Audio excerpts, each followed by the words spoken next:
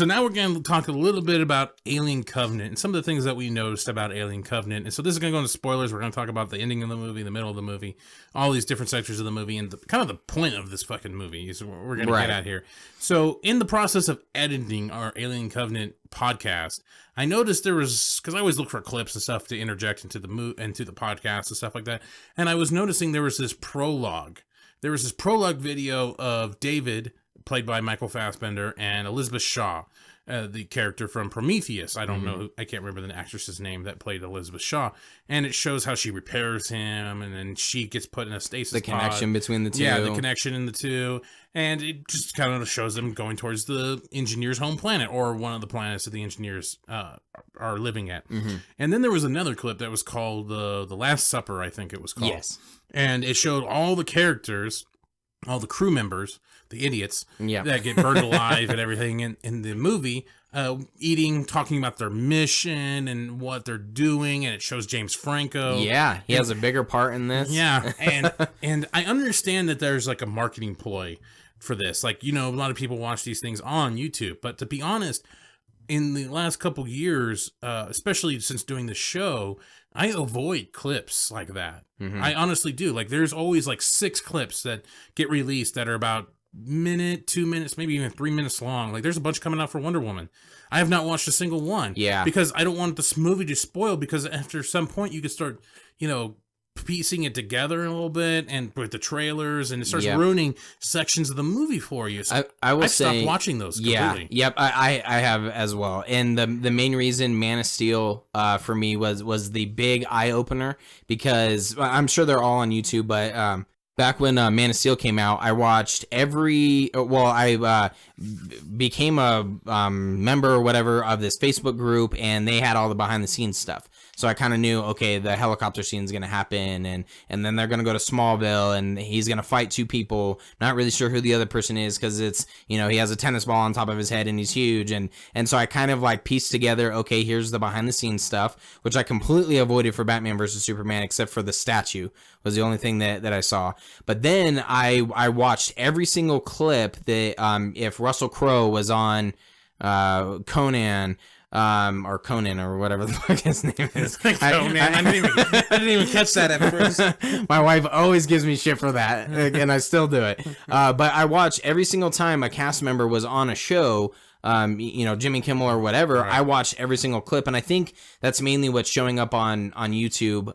Unfortunately, I've watched one Wonder Woman one so far, but I do the same. I try to avoid it completely, because what ended up happening was, when I watched, I essentially saw, I'd say a good number would probably be 75% of the movie in some aspect or another with Man of Steel, and of the different clips, because they don't always show the same one. You know, it's not like if Russell Crowe's on it, or Henry Cavill, or whoever, or Amy Adams, they all have different clips, and so all of those get out there. So I saw all of those. I saw all the behind the scenes stuff of people were actually like, you know, from super far away filming the scene, so I could kind of get an idea of what was happening. And I still love the movie, but it's still, I was like, holy shit. And then you have the trailers, and the trailers, especially now, which has been one of our biggest gripes, they show a lot of shit. So why a company, going back to Matt's point, why a company would say, oh, well, we're just going to show all of this stuff that's not going to be in the movie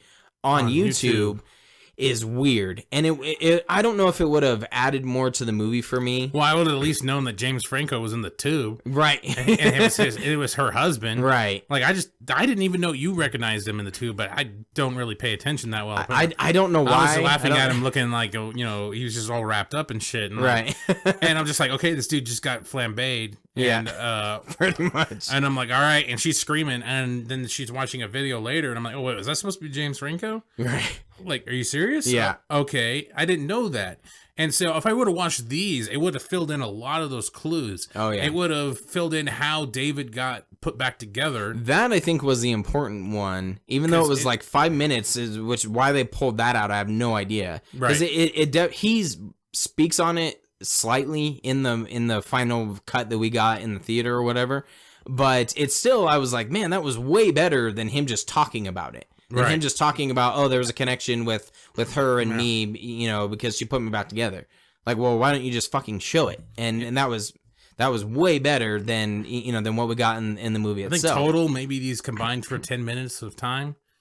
Well, I want to say The Last Supper was like 12 minutes by itself. I think. Was it that long? I think so. To be honest, I don't think I finished it, but I got the general gist, of what they're And it's supposed to kind of also resemble Alien 1. I get that because they're all running around the table eating. They make a lot of comments like the food's not that bad. The chick starts choking on stuff. Yeah. And it's just like, I get all that. I get what it was supposed to do. But why it wasn't in the movie was really confusing to me. And then I find this stuff out later as I'm editing our Alien Covenant review. It's weird. Annoyed me. And then I found some these interviews with Ridley Scott where they're asking him several questions about xenomorphs and what happened with Prometheus and all this other crap.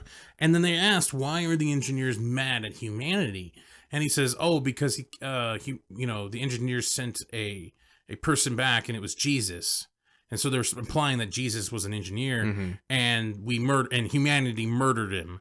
And they were going to come back. And that kind of makes sense now that I think about it, because I watched Prometheus again recently, and they were talking about the age. They were carbon dating the age of the engineers when they found the ship in Prometheus, and they were dated about 2,000-something years old. Okay. And I think Prometheus was in the year of 2070-something. Okay. Somewhere around there, I think. I'm not positive.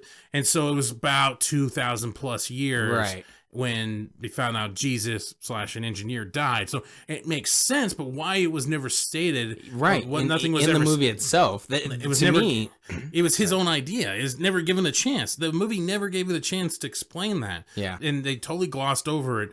And it really annoyed me because they didn't want to make it a Prometheus sequel, apparently, from the way they were describing things and the way they left shit out. And they just made it a random alien movie that made no sense. Yeah. Because it had some character from the previous movie Prometheus in it, who was the catalyst of everything. Right.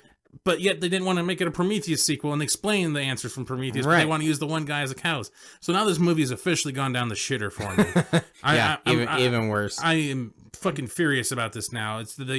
And they try to say there's not that many deleted scenes. Apparently there was a deleted scene of a xenomorph, the xenomorph versus the neomorph. I figured out what the name was. Okay. The little gray fuckers that were coming out of the back and shit. Apparently there was a fight between them because there was still one left, I guess. And that would have been cool. When the ship was flying up a little bit and the xenomorph comes out of the building and there was supposed to be a neomorph on the other side and they were going to fight for a second. Apparently that was a scene that was cut out for some reason. I don't know, maybe it was too expensive to make. Who knows? But it was just like there were so many decisions made in this that I was just so confused about. He's going to have to do so much work in Alien Awakening to try to recover all this. Yeah. And I don't know. That's a daunting task at this point. Because you scrapped your Prometheus 2 sequel, and that was noted very well. And they tried to put in an Alien movie because people didn't like Prometheus that much. And then try to make this generic alien movie, but with people character from Prometheus. It was just stupid. It was stupid, and now it's just pissed me off, and my score went down on it more. And don't watch this movie. I'm just so fucking annoyed by it. The fact that I found it while I was editing was just pisses you off even more. It infuriated me. When you first told me about the Jesus thing, I was like, man, that adds such an additional layer that this movie was really missing. And if they would have taken that route of kind of the engineers still being the catalyst of like, oh no, we're pissed off at humanity. Not necessarily this one guy who, they had their chance, blah, blah, blah, or whatever kind of thing. It is just, I don't know, that blew me away. I thought that could have added so much more to the film. And then, going back to the two YouTube clips that we watched, the only thing I can think of with the Last Supper is it identifies the relationships right off the bat. Right. Because you're guessing. There's the one point where the one dude is about to kiss the other one, even though he was like vomiting at the mouth or whatever, or like frothing. And so you're like, okay, they're gay. But not even, I wouldn't do that with my wife. I'm sorry. I'm not going to kiss her when she's dead and she's has like fucking blood out of her mouth. So they could have removed that part of like, hey, these two are gay, and showed the other part, which was actually kind of funny. Because Tennessee was like, oh, don't make me test my limits or some shit like that, or what did I don't remember how he phrased it, but it at least would have given, okay, here's the husband and wives, here's their relationships to each other. James Franco's the leader. He got sick for some reason. He started getting sick, which maybe was kind of the cause of the ship, or not his pod like catching flame. Maybe that I don't know. It's a flammable disease. Yeah, something, I don't know, but it would have added a little bit more. Took away some of the guessing, and then definitely the part with what's his name, with David, when he was talking about how what he ended up doing with with all the engineers and his relationship and stuff like that. It's weird that they pulled out that small moment, and they filled it in those things in a different way in the movie, but that would have been so much better. And so it didn't make any sense. And yeah, I don't know. Like Matt said, I guess don't watch the movie at this point. Yeah, it's and it deserves its huge drop off. It had like a 71% drop off. It's like 4th place. It's behind Baywatch. It's behind Guardians of the Galaxy, and it's behind Pirates of the Caribbean 6, Dead Man's Dick. So you'll get that reference later on. Yes. But it deserves it. It does. And I can't believe they did this. I was so stoked for this movie with all the trailers and shit like that. But to rely so much on a internet campaign to give out information about your characters and what's happening, I think was kind of stupid. Because like we've said, we avoid that shit. I've done everything I can to avoid that type of stuff with Guardians of the Galaxy, with Wonder Woman. I didn't know anything going into Guardians of the Galaxy, and I was so proud of that.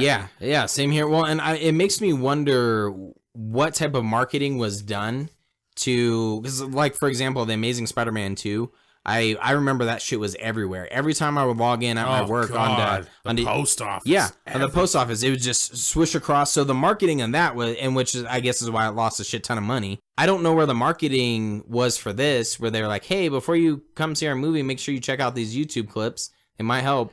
I didn't see shit of like even trying to direct you that way. So if you happen to accidentally find it, I guess is the only way where you're like, oh, okay, this was helpful, going into the movie. But that doesn't make sense, and that should not be the case of of how you pump your movie. So it's just weird. Yeah.